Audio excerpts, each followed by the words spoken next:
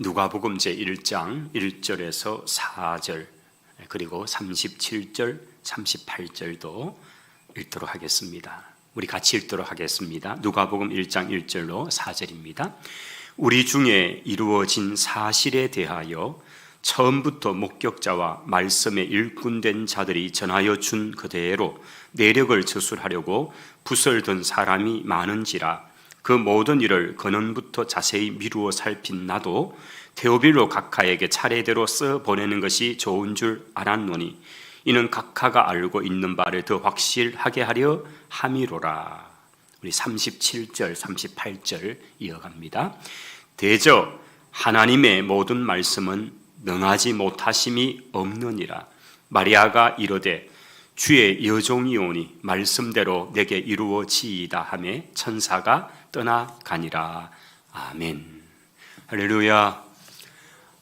우리 영상으로 또 예배에 참여하시는 우리 여러 성도님들, 참 추운 소환이 어제였죠. 소환이 지나고 참 추운 날씨인데 건강에 유념하셔서 잘 이겨내시고 또 무엇보다 코로나 상황 속에서도 여러분께서 잘 자신을 지켜내고 또 우리 공동체를 잘 지켜낼 수 있도록 그렇게 잘 예수 주셔서 감사합니다.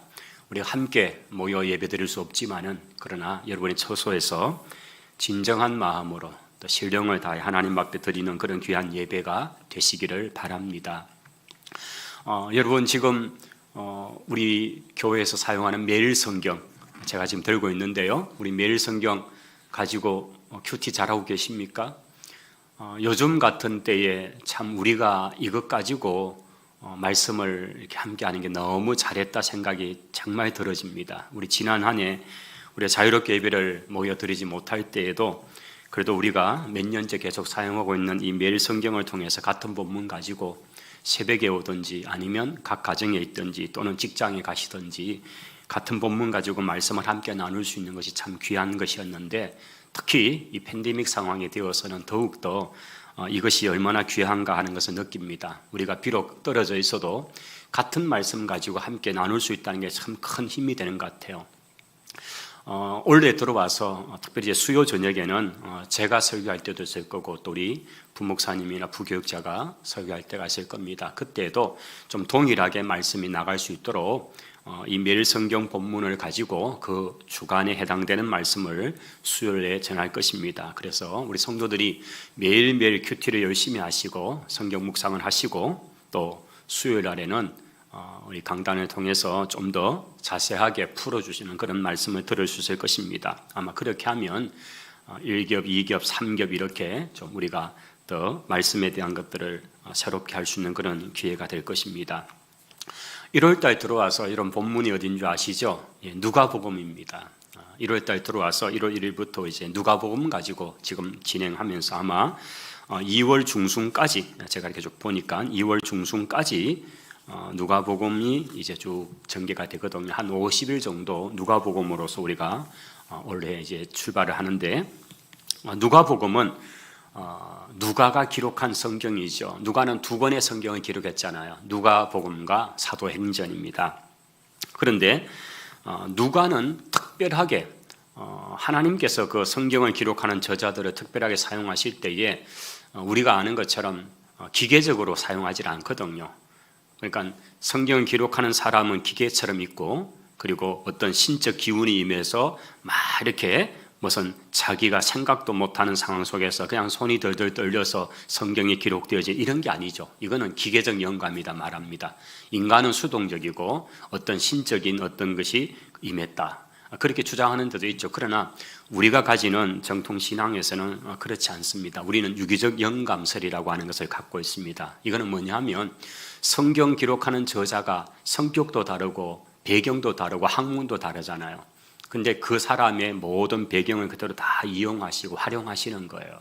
그래서 학식이 높은 사람은 학식이 높은 수준으로 또 그렇지 않는 사람은 그렇지 않는 수준으로 글을 쓰게 하고 표현하게 하시는 거죠. 그래서 그 사람의 인격, 그 사람의 성품, 기질, 모든 배경, 백그라운드의 모든 것들을 다 동원하셔서 그러나 성령께서 오류가 없도록 그렇게 역사하시는 이것이 우리가 믿는 유기적 영감설입니다. 그래서 누가는 의사였죠. 그리고 그는 아주 역사에 뛰어난 역사가였죠. 또 그는 배경적으로는 헬라 인이었잖아요. 그렇기 때문에 이런 여러 가지 배경적인 부분들을 보면 그가 가지는 아주 탁월함이 있습니다. 그래서 그걸 잘 활용했고, 그래서 그가 기록한 성경에는 이런 것들이 잘 녹아 있다는 것을 알 수가 있습니다. 누가는 어떤 사건이 일어나서, 특별히 치유의 사건이 일어나면 그 치유의 사건이 어떻게 왜 일어나고 또 그것의 결과가 뭔지 의사의 관점에서 추적하는 게 많이 있습니다. 그래서 의사 선생님은 그 치료 과정, 결과에 대해서 관심이 많잖아요. 이게 이제 의사기 때문에 가지는 관점이에요. 그래서 예수님이 병 고침을 했을 때 그 뒤에 어떤 일이 일어나는가, 그 결과가 어떤 건가, 이런 것들에 대한 관심이 누가에게는 많고요. 또 그거는 역사가이기 때문에 역사적인 서술을 참 잘 기록을 합니다. 그래서 누가가 기록한 성경, 특별히 이제 우리가 사복음서라고 말하는 것은 예수님의 공생의 사역을 다루고 있는 네 분의 관점으로 기록된 성경이잖아요. 마태는 마태의 관점, 마가는 마가의 관점, 요한은 요한의 관점이 있습니다. 근데 이제 누가는 또 그가 가지는 독특성으로 인해서 다른 서신에 있지 않는, 다른 복음서에 있지 않는 그런 관점을 가지고 잘 기록을 하고 있는 것입니다. 예수님의 공생애의 사건들 중에서 오늘 이제 시작하는 거기에 서두에 1장 1절이었잖아요. 이렇게 얘기하고 있죠. 우리 중에 이루어진 사실에 대하여, 팩트예요. 이게 전 픽션이라는 게 있죠. 소설, 공상, 지어낸 이야기. 그러나 그게 아니고 난픽션, 사실이에요.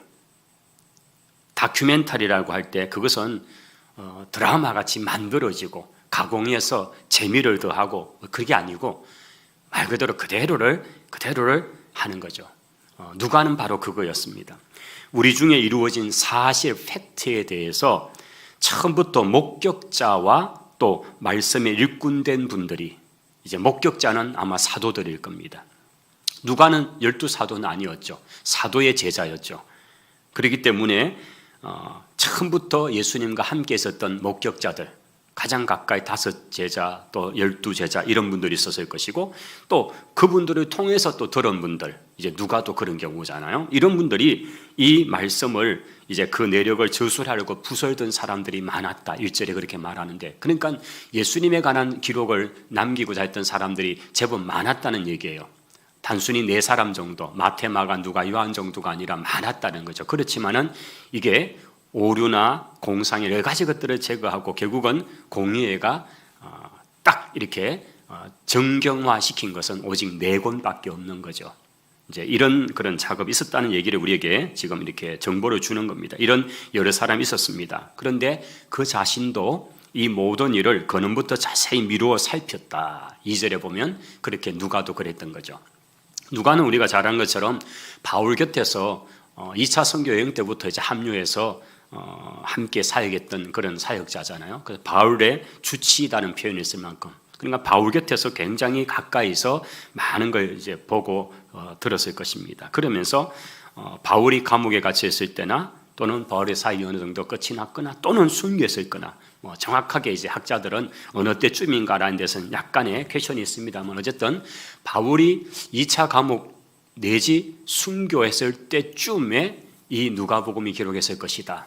그래서 아마 자기가 모시던 바울이 자유롭지 못하고 또 자기 역할을 어떻게 할 수 없는 상황이 되었을 때에 그는 무엇보다도 한 2, 3년에 걸쳐서 이 성지 이쪽 땅에 와서 예루살렘 중심에서 많은 사람들, 그 당시 살아있는 많은 사람들을 직접 찾아다니고 하면서 이 근원부터 시작된, 즉 예수님의 탄생부터 시작된 여러 가지 장소와 사람들을 직접 만나고 오늘 말하면 인터뷰하고 이런 것들을 다 기록을 준비해서, 그래서 몇 년에 걸쳐서 이렇게 해서 완성한 책이 누가복음이다라고 이렇게 알려지고 있는 거죠. 그래서 그 누가의 성격답게 정말 이 부분들을 잘 했다. 그래서 2절의 말씀은 그냥 이렇게 앉아서 소설 쓰듯이 썼다, 이게 아닌 거예요. 2절의 내용을 보시면 그 모든 일을 근원부터 자세히 미루어 살핀 나도라고 되어 있죠. 그러니까 얼마나 그가 역사가의 관점에서 많은 사람들을 직접 만나고 인터뷰하고 검증하고, 이미 이 누가복음 기록되기 전에 한 20년 전쯤에 50년대 초에 기록된 마가복음이 이미 있었잖아요. 요한복음은 아직도 기록이 안 됐을 거고요. 그 누가복음 기록하고도 한 20년 뒤에 기록되죠. 90년대쯤에 기록되니까. 그러니까 이 누가복음이 기록되지 이미 최소한 마가복음은 12년 전에 기록이 되었고 그 다음에 마태복음도 기록이 되었을 거고요. 그리고 이제 아마 세 번째쯤 기록된 성경일 거다. 복음서로서는 그렇게 여겨집니다. 그리고 이제 이런 걸 하면서 앞에서 혹시 마가가 놓친 부분 또는 마태가 놓친 부분들도 잘 찾아서, 그래서 누가복음에만 있는 여러 이야기 사건들이 참 많다는 거죠. 특별히 1장 2장 예수님의 탄생과 관계된 사건 이야기는 유일하게 마태복음 한 군데만 있어요. 예수님의 탄생. 이거는 굉장히 중요한데도 불구하고 마가에게도 없고 요한에게도 사실 없죠. 요한은 좀 다른 관점이죠. 그래서 누가가 기록한 이 이야기는 정말 1절이 1절이 우리에게 보여주는 정보가 정말 귀하다는 게, 이런 정도로 준비를 했구나, 이런 정도로 자료들을 찾아보고 다녀서 이렇게 했구나라는 걸 알 수 있을 정도로 딴 성경이 없는, 그래서 아주 세밀하게 그 예수님의 탄생 출생에 관계된 이야기, 특별히 이제 세례 요한의 출생과 맞물려지면서 이렇게 예수님의 출생과 6개월 차이로 이렇게 되어지는 이런 이야기들을 이 탄생 기사에 잘 담아놓은 것을 보게 되는 것입니다.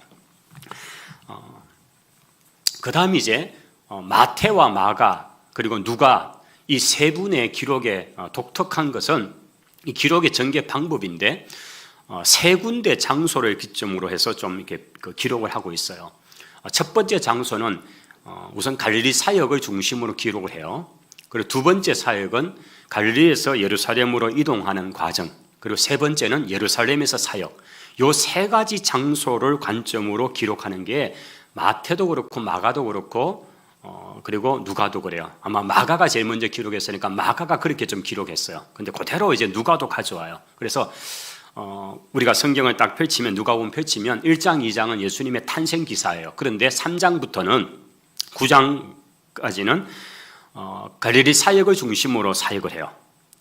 기록이 쭉 되어 있습니다. 그 다음에 9장 51절부터 19장까지는 이제 갈릴리에서 예루살렘으로의 여정 속에서 이제 쭉 전개되는 여러 말씀들이 쭉 전개가 되고요. 그 다음 이제 19장 28절부터 이제 마지막까지는 예루살렘에서 그 한 주간 죽음의 죽으심, 부활, 그리고 이런 부분의 스토리가 쭉 전개가 되는 거죠. 그래서 마태, 마가, 누가를 보실 때에 이게 이제 마가의 관점이었기 때문일 수 있는데, 보실 때 우리가 기본적으로 성경 기록하는 장소를 큰 세 덩어리 장소를 기준으로 기록을 했다.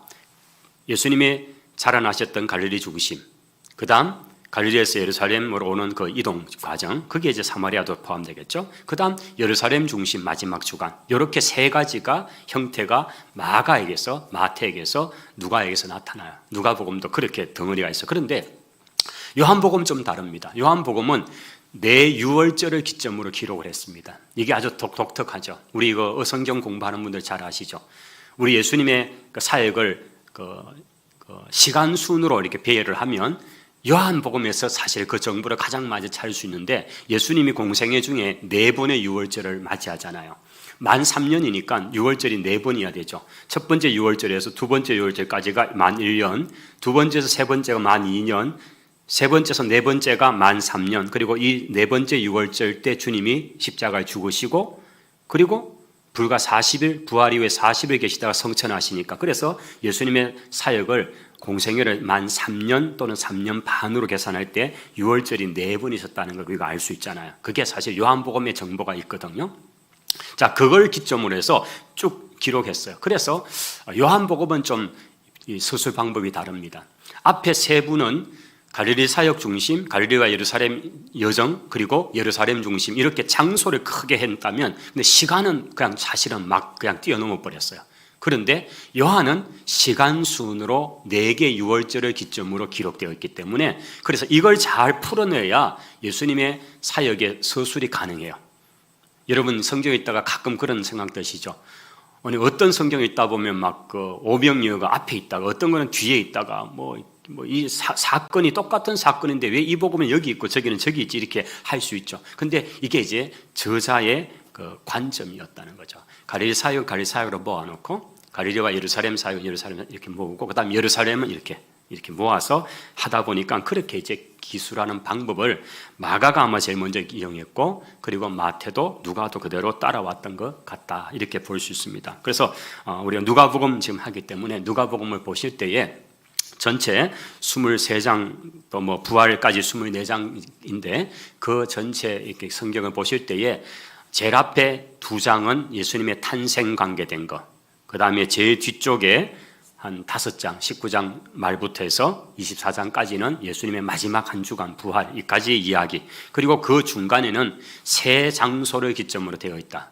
하나는 갈릴리 사역이 제일 앞쪽에 배치하고 있고 그게 상당히 내용이 되죠. 그 다음 갈릴리에서 예루살렘 사이에 일어났던 여러 가지 가르침들 이런 것들이 쭉 나타나고 이게 한 11장에 걸쳐서 있고 그리고 이제 예루살렘에서 한 주간 이야기가 있고 이렇게 배치가 되어 있다. 이걸 좀 우리가 좀 가지면 누가복음을 보실 때 그렇게 어렵지 않게 다룰 겁니다. 자, 오늘 이제 우리가 조금 더 깊이 들어가야 될 내용은 오늘은 우리가 1월달 전체의 주제가 뭐냐면요. 1월달 전체의 주제는 말씀대로 믿고 전하는 삶이라고 하는 게 1월달 전체 주제예요. 그래서 말씀대로 믿고 말씀대로 전하는 삶, 이게 1월달 전체 주제입니다. 그리고 이제 첫 주간에는 말씀대로 태어난 아들 예수 그리스도의 탄생 기사를 중점으로 이 한 주간 지금 말씀이 되죠. 오늘 지금 2장 하고 있을 거 아니에요, 그렇죠? 우리 수요일 날이 아침에 하신 분들은 2장이에요. 그 다음에 이제 2주 차에는 그리스도를 전하는 전도자, 그 다음에 3주 차에는 교훈과 반대, 4주 차에는 반드시 맺는 말씀, 반드시 열매 맺는 말씀, 그리고 5주차 누가 말씀을 따르는 자인가. 그래서 1월달 전체가 주제가 말씀대로 믿는 그리고 전하는 삶이다. 그런 부분을 다루고 있습니다. 이제 그 부분에서 좀 봐야 되죠. 그래서 오늘 제가 읽었던 말씀에 특히 이제 그 마리아의 고백에 나오는 마리아가 그 처녀가 잉태하는 이야기가 나오니까 놀라운 이야기잖아요. 본인이 얼마나 놀랐겠습니까? 그런데 그렇게 가브리엘 천사가 말할 때에 1장 38절에 마리아가 거기에 어떻게 반응하는가죠. 38절 우리가 읽으셨는데 다시 한번 볼까요? 마리아가 이르되 주의 여종이오니 말씀대로 내게 이루어지이다 하며 천사가 떠나가니라. 할렐루야. 여러분 여기 38절에 참 귀한 고백이 있죠. 마리아의 위대한 신앙인데요. 자신의 몸을 통해서 하나님의 아들이 잉태된다는 그 얘기를 들었을 때에 이게 뭐 얼마나 이거는 정말 충격인 얘기 아닙니까? 어떻게 나는 남자도 모르는데 어떻게 아이를 낳습니까? 할 때에 하나님의 성령이 그렇게 하신다 할 때에 자기가 듣고는 그리고는 거기에 이런 고백을 하죠. 말씀대로 내게 이루어지이다. 이 말씀대로 이루어지이다. 말씀대로 믿는 신앙인 거죠. 여러분 우리 기독교는 말씀의 종교라 말합니다. 말씀의 종교, 다른 편은 계시의 종교다, 말씀의 종교다 말하죠. 이게 뭡니까? 우리는 우리가 믿는 내용을 기록된 성경을 통해서, 이거 이제 텍스트라고 표현하는데 이 기록된 성경을 근거해서 믿는 거예요.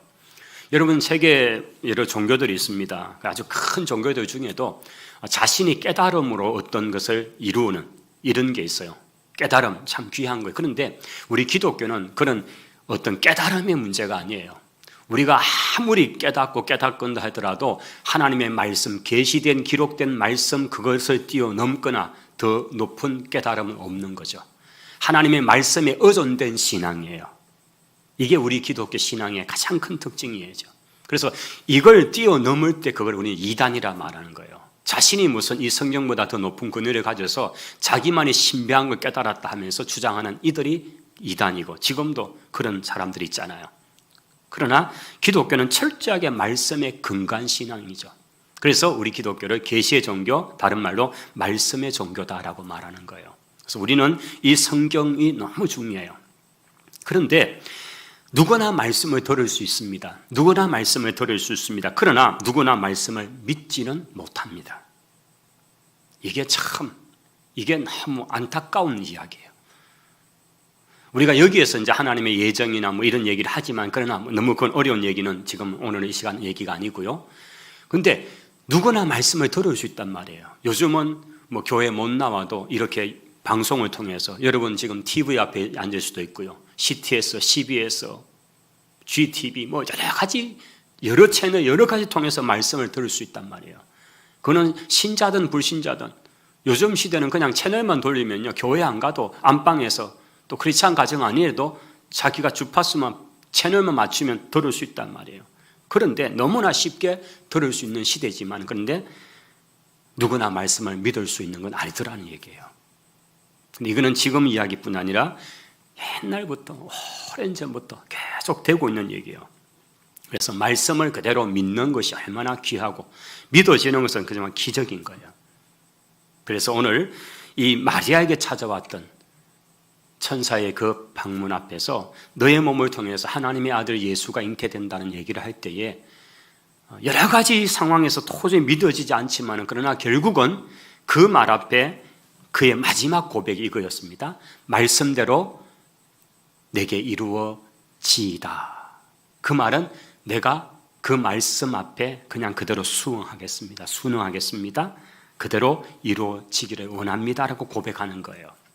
근데 오늘 이 말씀의 바로 앞에 스토리는 뭡니까? 바로 사가랴라고 하는 대제사장이에요.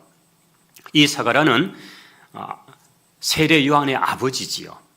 사실은 우리가 나중에 보면 이제 마리아와 이 집안이 굉장히 가까운 친족이라는 걸 알 수가 있고요. 뭐 학자들은 한 예수님과 세례 요한은 한 6천 정도 아닐까 이렇게 얘기를 할 정도로 가까운 친족이란 말이죠. 그런데 6개월 먼저 이 기란이에 살고 있는 이 사가랴의 집에 아기를 낳지 못하는 그 아내에게 이제 잉태되는 이야기 나오면서 특별히 사가랴가 베들레헴 쪽 가까운 지역에 살고 있거든요. 그러다가 이제 자기 순번이 되어서 예루살렘 성전의 제사장의 역할을 하는 거예요.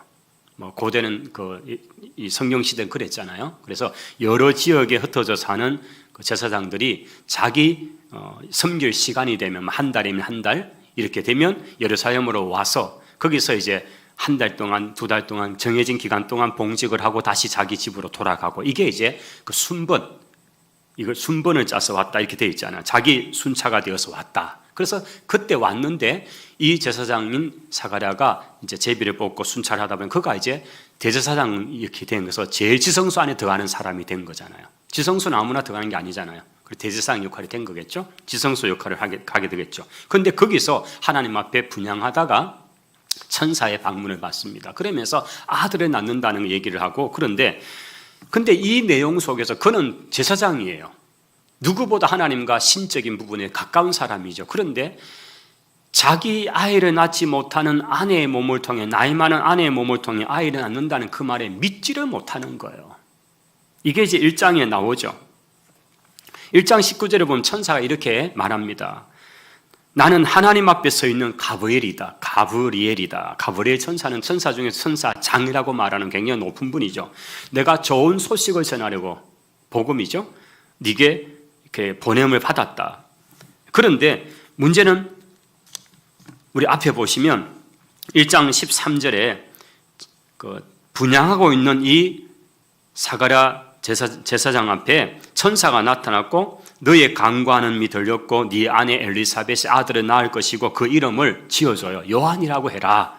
그러하자 또 그 아이를 어떻게 키울 것인가. 나시린같이 그죠. 포도주 이런 걸 먹이지 말고 성령의 충만함 받아서 이스라엘의 많은 사람을 죽기로 돌아오게 하겠다. 우리가 사사기에서 삼손같이 나시린같이 그렇게 서약이 되어서 아이가 태어나요.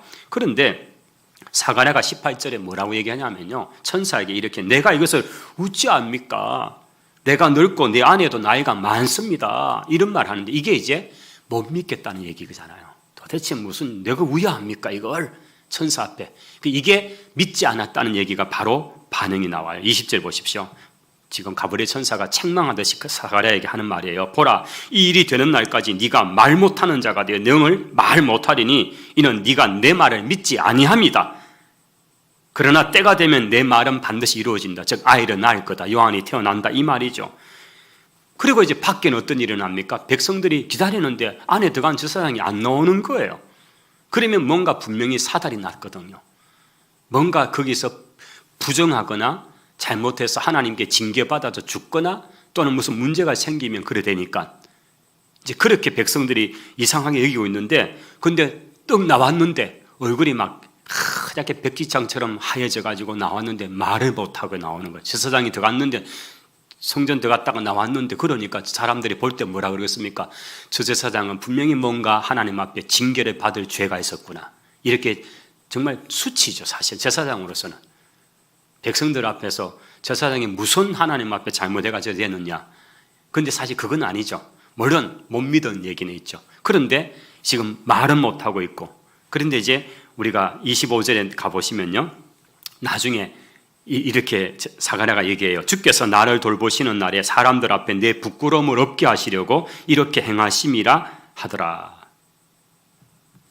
물론 여기 이제 엘리사벳의 이야기일 수도 있고 사가랴 이야기도 있는데, 이런 얘기, 사가랴 이야기 되고 한데, 이게 이제 뭡니까? 그 부끄러움은 아이를 낳지 못하는 부끄러움도 되고요. 또 한편으로는 사가랴 같은 경우 같으면 이 부끄러움은 뭡니까? 제사장으로 봉직하다가 벙어리가 돼가 나와서 있겠냐. 백성들이 다들 지금 뭐가 수근거리고 있잖아요. 저 분명히 뭔가 하나님 앞에 벌 받았다. 그런데 언제 혀가 풀려집니까? 아이가 태어나면요. 그래서 자기 수치를 떠나게 해주시는 게 그때. 이게 하나님의 기적으로 말미암아 아이가 낳아지고. 그러니까 이 상황 자체가 네가 함부로 말하지 말고 또 못 믿는 듯이 불신앙의 말로 남에게 그렇게 하지 마라. 아예 입을 꽉 막아 놓으신 거죠. 그래서 10달 지나면 이제 표가 나잖아요. 아이가 태어나 뿌리면 되니까. 그리고 나서는 모든 상황을 하나님께서 정리해 주시는데, 요 25절의 고백을 보면 결국 하나님께서 하나님 당신이 당신의 목적으로 행하시는 일을 위해서 그렇게 잠시 동안 이 사가랴 제사장의 입을 막아 놓으신 거죠. 그래서 이제 그게 되죠. 자, 이런 스토리 속에서 저는 마리아의 이야기와 제사장의 이야기, 마리아는 나사렛 동네에 사는 정말 그냥 작은 여인이에요. 그런데 사가랴는 얼마나 제사장으로서 그 사회에서 굉장히 존경받는 영적 지도자잖아요. 그런데 정작 천사의 방문 앞에서 누가 더 반응을 잘했습니까? 마리아죠. 그냥 시골에, 이 당시에 이 나사렛 동네는 20부가 될까 말까 작은 동네거든. 벽촌 동네거든요. 산촌 동네거든요. 그런데 거기에 있는 여인 하나는 오히려 전적으로 말씀대로 내게 이루어지이다 고백하면서 하나님 앞에 그랬는데, 사가랴는 제사드리다가 못 믿는다 이래 돼가지고 결국은 입까지 딱 봉함을 당하고 그렇게 부끄러움 속에 10달을 지내야 됐던 거죠. 이게 너무 다른 모습을 보여주는 거죠. 그래서 우리가 주님 앞에 섰을 때에 우리가 말씀대로 내게 이루어지이다, 말씀대로 신앙이라는 게 참 중요하다는 게, 일단 그 하나님의 말씀에 대한 전적인 신뢰를 가져야 되죠. 내가 도저히 상식적으로 못 믿어지더라도 말씀이기 때문에, 하나님이 그렇게 하시기 때문에 그렇게 될 줄을 믿는 믿음을, 이게 신앙의 영역이죠. 사가랴가 했던 말이 뭡니까? 나도 나이가 많고 내 아내도 나이가 많은데 무슨 그 일은 내가 묻지 알겠습니까? 이렇게, 이게 바로 불신앙이죠. 그가 하나님 앞에 제사를 드리면서도 정작 그에게는 믿음을 찾을 수가 없는 이런 상황, 이게 하나님 앞에 부끄러움이죠. 우리가 주님 앞에서 똑같습니다. 주의 일을 하면서 정작 믿음이 없고 그 말씀에 대한 그 신뢰함, 순종함이 없을 때 우리가 똑같은 이런 반응을 하는 거죠. 분명히 그가 다른 일 하는 게 아니에요. 제사를 드리고 있어요. 백성을 위해 기도를 하고 있어요. 근데 정작 자신은 믿음이 없는 거죠. 그래서 입을 10달 동안이나 벙어리가 되어야 되는 이런 지경이 돼버린 거죠. 이게 어쩌면 우리의 모습일 수도 있다는 거죠. 그래서 오히려 오늘 마리아의 고백, 오늘 말씀의 끝이 바로 그 이야기입니다. 저는 주의 계집종입니다. 저는 아무것도 아닙니다. 말씀대로 제게 이루어지이다. 오늘 성도 여러분, 이 믿음 가지고 이 안에 나아가십시다. 우리는 아무것도 아닙니다. 우리는 아무것도 아닙니다. 정말 눈에 보이지 않는 작은 바이러스 앞에도 우리는 어찌할 줄 몰라하고 있습니다. 그런데 하나님의 능력이시고 하나님의 말씀이 생명임을 믿고 말씀대로 이루어짐을 믿는 이 신앙으로서 승리하시기를 주님 이름으로 축원합니다. 기도하십시다. 우리 함께 한번 기도하십시다. 제가 기도하고 이어서 그냥 좀 음악 들으셔서 여러분께서 각자 개인 기도하시고 자 이렇게 맞추시면 되겠습니다. 한번 오늘 기도하실 때에 오늘 말씀대로 이루어지는 신앙에 대한 붙들고 기도하십시다.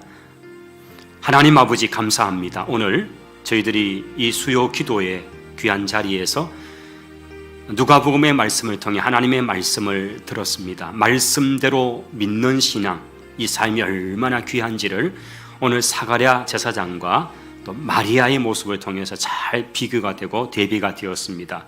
오늘 저희가 주의 일을 하고 백성을 대표해서 제사도 드리고 백성을 위해 기도도 한다고 하지만 정작 믿음이 없어서 책망받았던 사가랴 같은 모습이 아니라 정말 나사렛 동네의 아주 산촌의 작은 여인이었던 마리아, 그러나 하나님의 위대한 계획이 들려질 때에 자신이 너무나 부족한 존재임을 알고 나는 주의 계집종일 뿐입니다, 말씀대로 내게 이루어지이다 고백한 것 같이 오늘 우리에게도 이런 말씀에 의존되는 신앙으로서 하나님의 뜻을 이루어드리는 저희들이 되게 하옵소서. 오늘 기도의 자료로 나온 저희들 하나님께서 함께 하시고 우리의 기도가 믿음을 더하는 기도, 하나님이 살아계신 것과 반드시 자기를 찾는 자들에게 상 주시는 힘을 믿으며 구하는 그 기도, 하나님께서 응답하심을 믿고 구하는 저희들 되게 하옵소서. 예수님 이름으로 기도하옵나이다. 아멘.